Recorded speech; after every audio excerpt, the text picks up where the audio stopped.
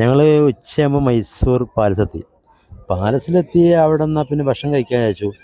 അത് ബിരിയാണി ഇങ്ങനെ ഞങ്ങൾ മാറ്റി എല്ലാവരും കൂട്ടും, എല്ലാവരും സഹായിച്ചു. ബിരിയാണി അങ്ങോട്ടാക്കാനും അങ്ങനെ ഭക്ഷണം കൊടുക്കാനൊക്കെ എല്ലാവരും സഹായിച്ചു. എല്ലാവരും കഴിച്ചു.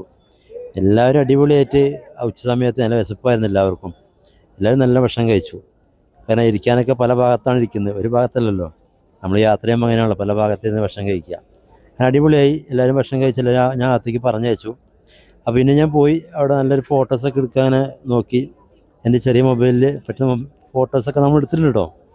നമ്മളൊരു ഫോട്ടോസൊക്കെ നമ്മളെ സുഹൃത്തൊപ്പം ഉണ്ടായിരുന്നു, അദ്ദേഹം എനിക്ക് എടുത്തു തന്നു. ഞങ്ങളവിടെ നിന്ന് പിന്നെ എനിക്ക് ഇറങ്ങി നേരെ ഉള്ളിലേക്ക് പോകാൻ ലഭ്യമായിരുന്നു.